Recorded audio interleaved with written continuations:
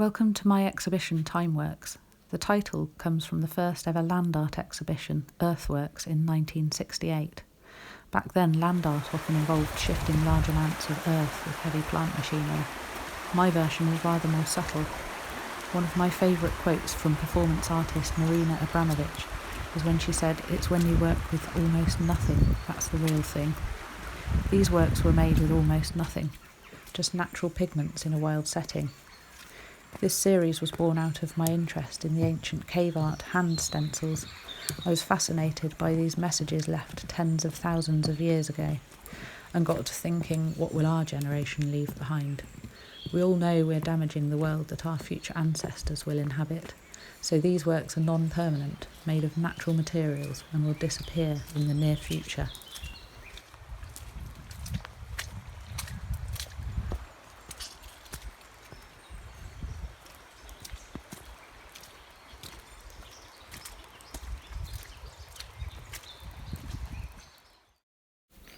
Here is my first piece, Boundary Rock. A line of natural pigments leads over and under the rock.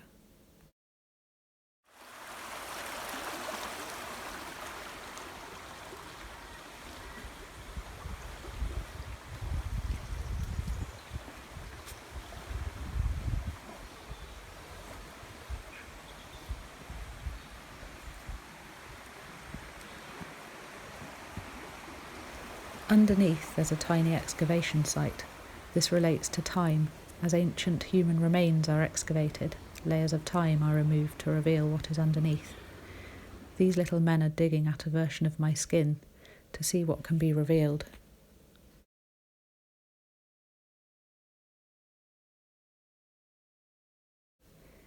This piece is called Hic. Hic is the Latin word for here. This is an old favourite of mine.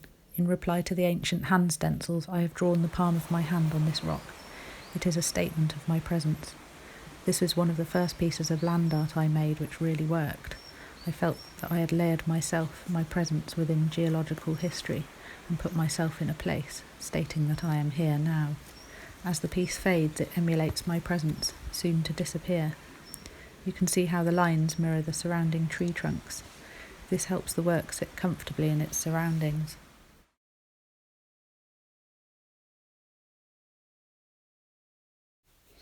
On to Vallis Rock.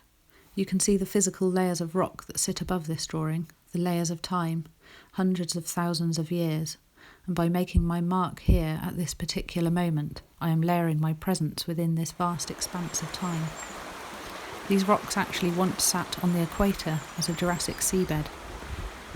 There is a visible layer you can walk across at the top, where you can see fossilised oysters dating back as far as 25 million years. This piece was made about a year ago and left to fade. As it matured, it became really beautiful. I had to refresh the marks recently because there was barely anything left. You can see how this relates to ancient cave art. It is made on a rock. The view is actually a magnified view of the skin of my hand. This relates to the ancient hand stencils. They left an impression of their hands. I've left an impression of mine.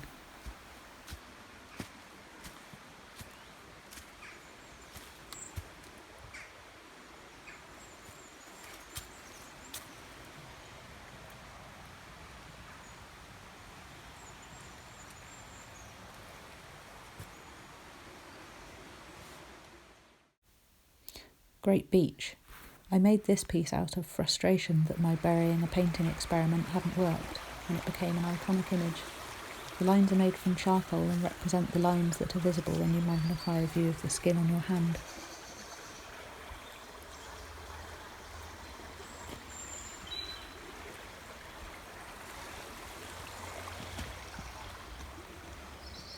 Somebody else has left a record of their presence on this tree. CS and DW were here in 1989.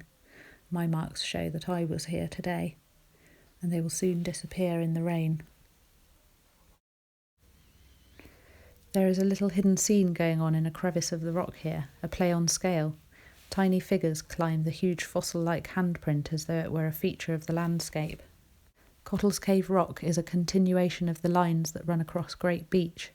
These lines snake across the surface of the rock, alluding to the disappearance of human existence.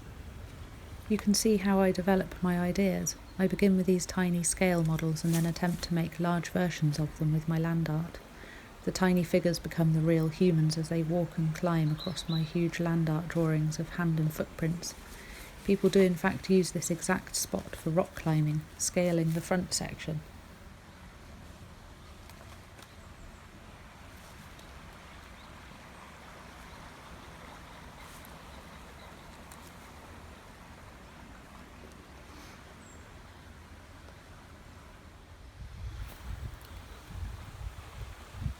Inside this cave I am showing films of my larger works made on ancient monuments. The hand is about 10 times 15 metres and the foot 2 times 4. Both were back-breaking to make, but with fascinating results, which are really hard to capture on camera. The hand was made on the ancient hill fort Tebri camp, which dates back to at least Roman times. A pot of Roman coins was found there about 150 years ago, but in all likelihood it would have been inhabited by humans for thousands of years. After I made this piece, I actually discovered that it was a scheduled monument, so I couldn't get permission to work there for this exhibition.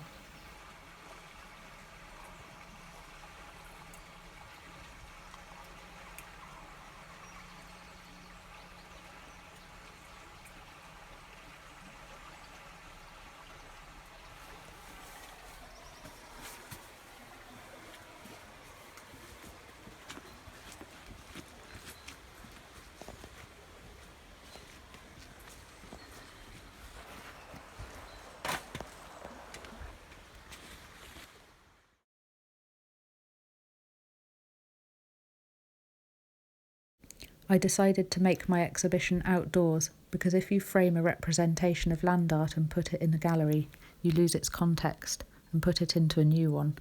It becomes part of an institution. My work has its own historical context, human presence in the landscape.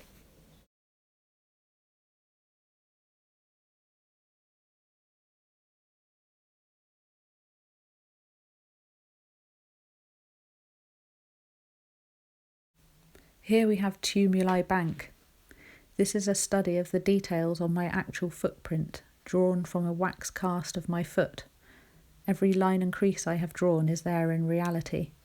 This is because I wanted to make my images real. Yes, they relate to ancient ancestors, but I wanted my marks to represent an actual view of myself, a self-portrait from an unusual angle. Again, I am layered within the landscape.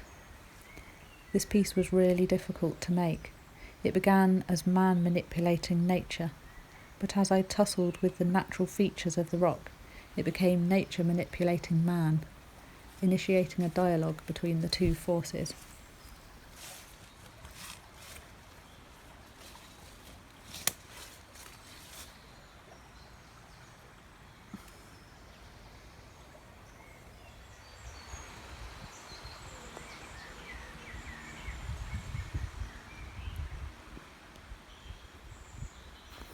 This last piece, Newbury Cliff, was my attempt to go as large as I could in this location. The idea is that the rain will eventually wash the marks away, representing the disappearance of human presence.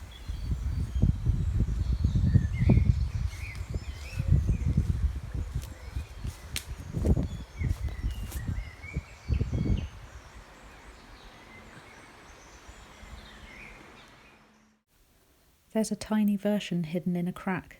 A lady stands on a latex cast of my foot, which is moulded onto a piece of stone which I gathered from this location.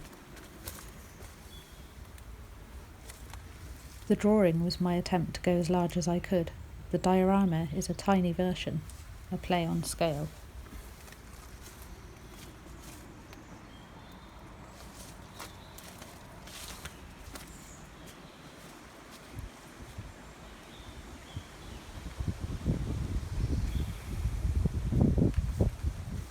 With this series, I hope to prompt thought about what will be left behind when we are gone. What do we want our legacy to be in thousands of years? What do we want our future ancestors to see of our presence? Of course, we would like this to be a positive view, so what can we do about that?